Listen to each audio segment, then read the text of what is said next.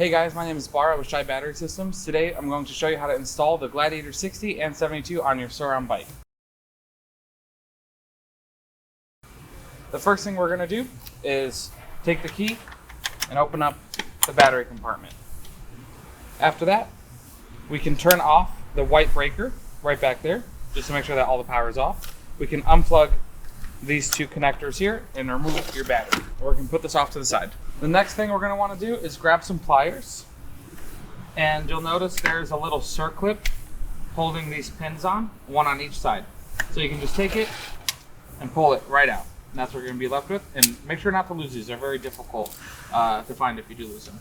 And then you can push your pins outwards, and then your lid will come off.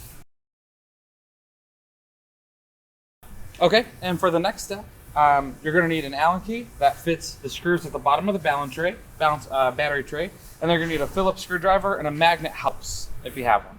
So what we're going to do is remove all of these screws except for the middle screw. The next thing we're going to do, you're going to want to come in close for this. There are two screws, one located right here at the tip of the screwdriver, and then the other one is located inside of this hole here. You can see where my screwdriver is. We're going to remove both of those screws.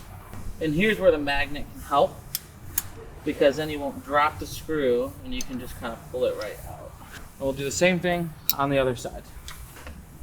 Now, we're going to want to probably have someone help you flip the bike. Now, this is a shop bike. We don't care too much if it gets scratched, but I would recommend having someone help you so you don't damage your bike. Or having something to support the handlebar so you don't damage any electronics. But again, this is our demo bike, so we're just going to flip it over. Now, what we want to do is remove these four, 1, 2, 3, 4 screws.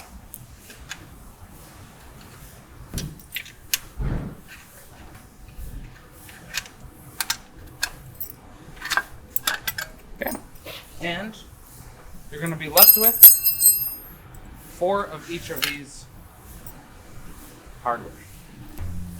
Okay, so for the next step, after we remove the protector, we're going to need to take a Phillips screwdriver. Again, the magnet is going to help in this case. And there's a screw located right here, and there's another screw located just right on the opposite side. So we're going to want to remove those 2 screws. Then slipping the magnet down will help make sure we don't drop the screw and can't retrieve it. Okay.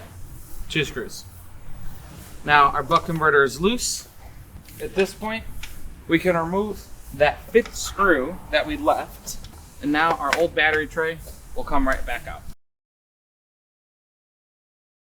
So for this next step, we're going to take the included battery tray. It's a CNC milled Delrin battery tray, so very high quality. And we're going to take one of our screws that we removed from the buck converter and run them through these holes. So just pretty much tighten them all the way in, and then back them out. And you're going to do that for both holes. And what this will do is pretty much just create some threads in there, so you're not having a hard time reinstalling the buck converter later. We're going to grab a single one of the battery tray screws. We're using the same exact screws. And we're going to put it right in the middle. And we're going to reinstall it in the bike in this orientation. So the countersink is going to be towards the floor, and the 2 small holes for the buck converter are going to be towards your front wheel. And we're just going to insert it like this. Now once that's installed, we're going to have a much easier time reinstalling the buck converter. The original screws are a bit too long, so what we recommend is just taking some heavy duty pliers and just cutting off or sanding down the top of the screw. It'll just make them a little bit shorter to make sure that we're not anywhere near the battery. So I'll just shorten those up a little bit. Now we're going to take our Phillips screwdriver with a magnet. We're going to line up our buck converter 1 screw at a time. So we put in that screw, we're going to line up this and reinstall this one as well. We want to make sure that those screws are not poking out the top of the tray. In this case, they are not. Okay? Now after, we're going to want to reinstall the motor guard that we took off. How these go back is that you have a nut attached to the holder. The nut is going to go inside towards the motor. And then we will loosely attach. The nut goes inside towards the bike, make sure everything is aligned. And then we will loosely attach. Now the front is a little bit different. You have these notches here. The notches need to line up with the holder. But other than that, it's the same concept. After we do that, we make sure everything is aligned with our tool. We insert our hardware. And then we tighten. And at this point is when we can start actually tightening. Thank you. We'll do the same thing on the other side.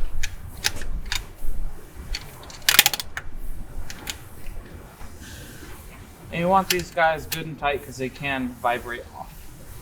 So we hand tighten, then we add some more in the other direction. Now, we're going to flip the bike over so we can continue the battery install. The next step is we're going to want to reinstall the 4 screws that we didn't get a chance to reinstall yet. The best way to do this is to unscrew the middle one slightly to make sure we can align everything easily. So we'll unscrew it a little bit and we'll try to align all the screws and then we can start. So the best way to do this is to loosely insert all of the screws, and then after all the screws are in, we can tighten them all. Otherwise it will give you a hard time with the alignment. Okay, all 5 screws are in. Now we're just gonna go and tighten them down. You may notice we're not going to reattach this back plate. The reason being the battery is much larger than the stock battery, so it actually kind of holds that plate in place.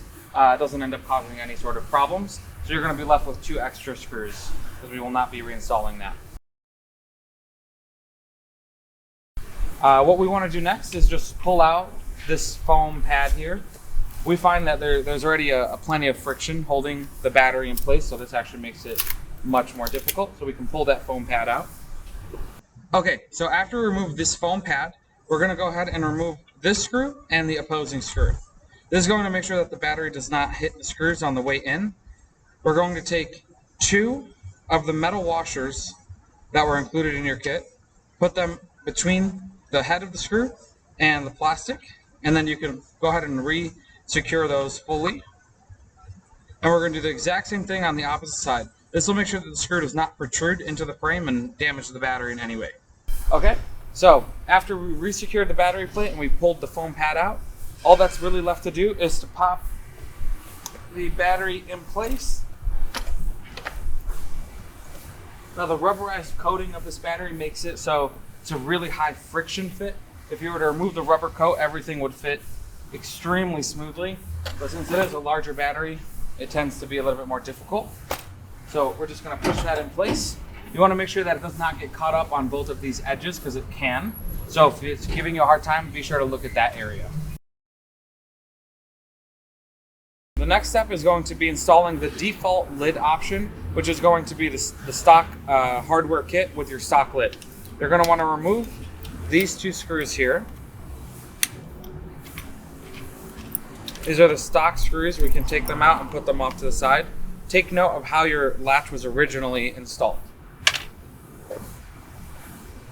Now, we've given you upgraded hardware with longer spacers. We can pop our hardware in place first, then put the spacer, and then lightly secure that. And we'll do the same thing on the other side. You can give this a good tighten to make sure everything is nice and secure. And you want to make sure that the latch is pretty straight, and afterwards it should look something like that. Now the next step is going to be attaching the spacer for the front of the enclosure. And the way to do this is just to take these, they can go in any direction, and insert the original pins that we removed when we first put the battery in. After you install that pin, you can take this C-clip and push it into place. Okay? want to make sure that that is securely held. And we're going to follow the exact same step on the other side. The next thing you need to do is mount those about where they're going to stay. And you can start threading in the hardware that we also include in our hardware kit. Okay, once we have our extended hardware, we can just hold it in place with a set of pliers or a wrench and just tighten these. And you can go as tight as you like. The tighter, the less loose the mount will be. Now, if we make that really tight, it's going to be really difficult to push these up. And you want to make sure that they're back enough so that way the latch can enter. And this is about where it wants to be. It's practically straight up and down. And then this latch will enter and hold everything in place. And that's how you install the stock lid with the hardware kit. Okay, so the other option is using the upgraded aluminum lid that fits the Gladiator battery. You're going to want to take the 2 screws that we removed off of the stock lid that was holding the latch on, and we're going to put them in place like so. And then you can take 2 of the lock nuts that were provided and secure the hardware in place. Now that the latch is installed, we do want to make sure that the latch is as straight as possible, so I need to adjust this one a bit. We can put the latch in place here. So once we line the lid up where it's meant to go, you can take the included hardware and thread everything into its place. So we have a screw and then the plastic washer, and then another washer and the lock. And then we can secure those into place. This does not have to be too tight, just enough to hold the assembly together. And once that is in place, we can feed our wires out and we can shut that latch. Okay, so what we're going to want to do is we want to make sure that no debris or water or anything can easily get into that connector. So we include a piece of heat shrink tubing. We recommend using a hairdryer or a lighter. While it's still hot, we want to make sure that most of the inside is covered. And that'll just make sure that not much debris can enter that in case we do want to switch back to the stock later. Now, while the breaker's still off, we can make this connection with the aluminum lid. It fits much better if you have the connector outside of the lid. That way you can quickly unplug it if ever needed. And we'll go in with like a screwdriver and just flip that breaker back to on. And we are good to go.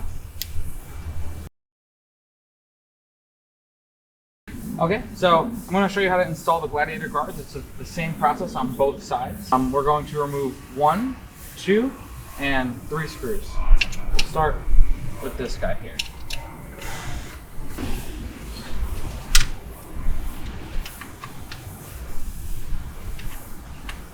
You should save this hardware in case you ever decide to go back to stock for any reason.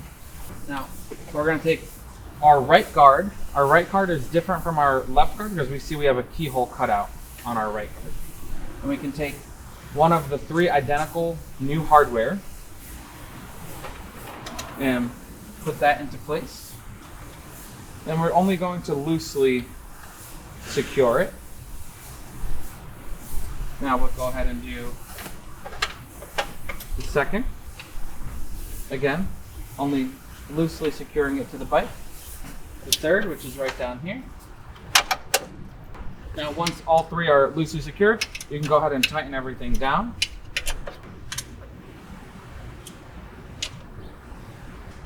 You want these to be tight. These are very important screws. Not too tight to strip anything out. And that's pretty much all. You do the same thing on the other side. Once you've done that, your guards are fully installed and you're ready to ride.